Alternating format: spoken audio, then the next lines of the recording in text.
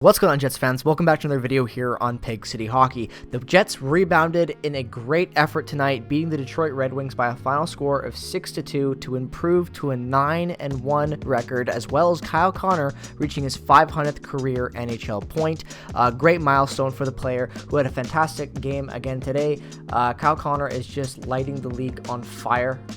He has been incredible. He's got 9 goals in the season already and is right up there with league leaders for goals so far. And more importantly, the Jets rebounded from a terrible game against the Toronto Maple Leafs. Now, I thought it was pretty ironic.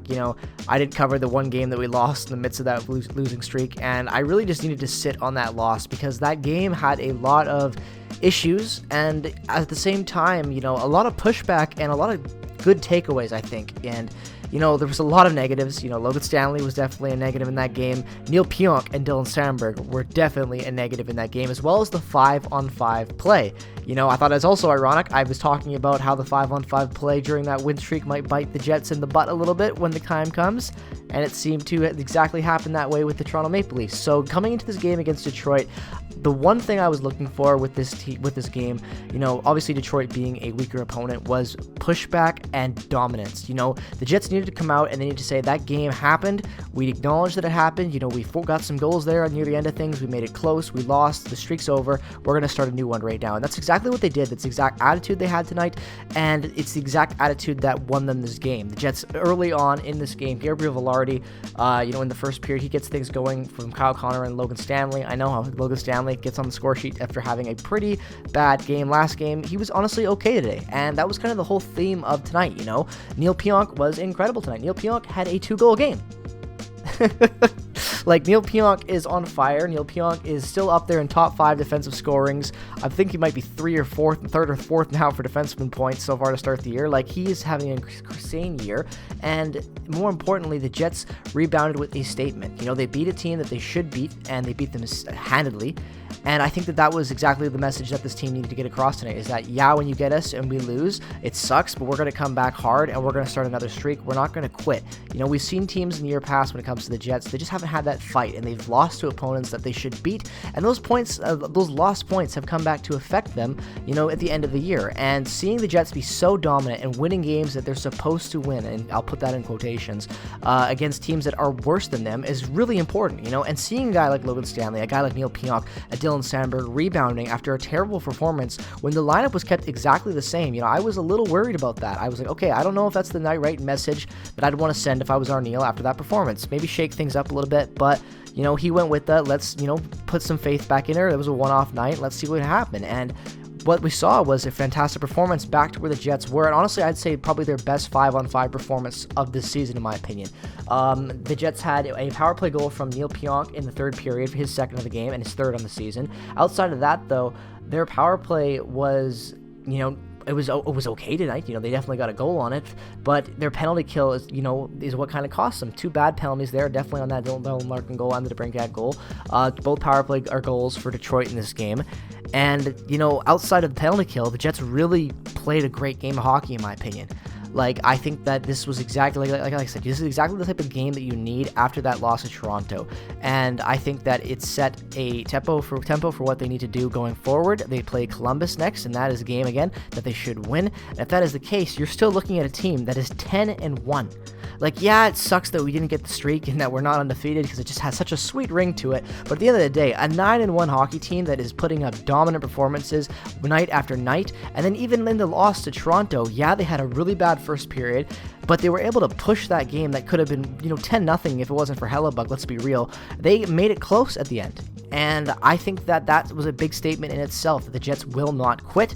We've seen that in games past as well so far this year, with them coming back from behind to win games.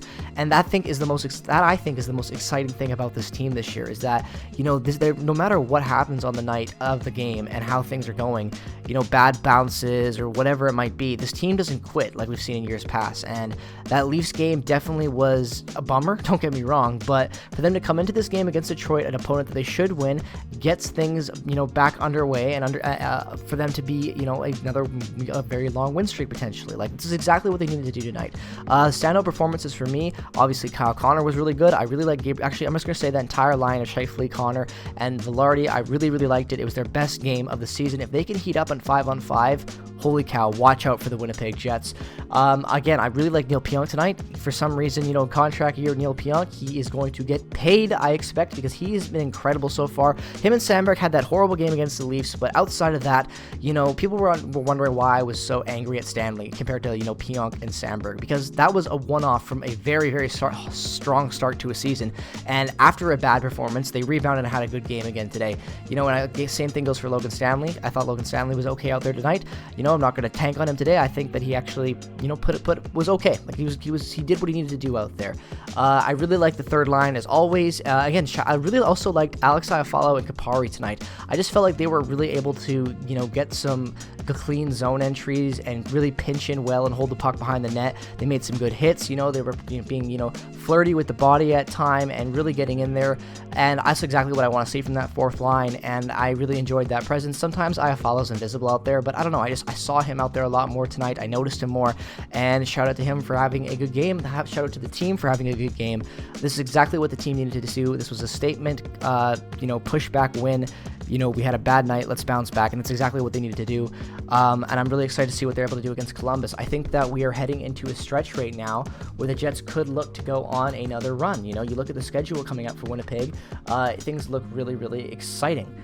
Not just because I'm going to be in Winnipeg for the game against Utah, Colorado, and the West Final for the Bombers and whoever they're playing next week, which I'm very, very excited for, which will be great to see some hockey games with friends and family out in Winnipeg as always, but more importantly because you've got some really good matchups coming up. Friday they play Columbus at Columbus, and then they are back in Winnipeg for a four-game homestand against the Tampa Bay Lightning, the Utah Hockey Club, which I'll never get used to saying, the Avalanche, which will be a very important matchup, the first time we've played the Avalanche since that pretty devastating playoff series last year, and then the Stars on Saturday. So we have a very interesting matchup of hockey coming up.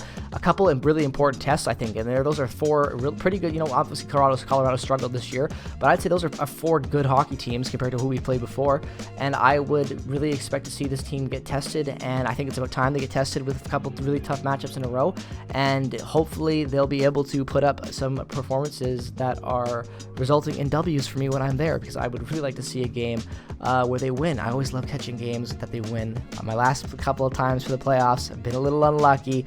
I'm hoping regular season I have a bit more luck. So let me know your thoughts down in the comment section below as always about what you thought of this game, who your standout performances were, and everything else down in the comment section below. As always, peace, love, and positivity as always. Go Jets, go. I will see you guys in the next one very, very soon. For their mothers as they ran, it'll all be over.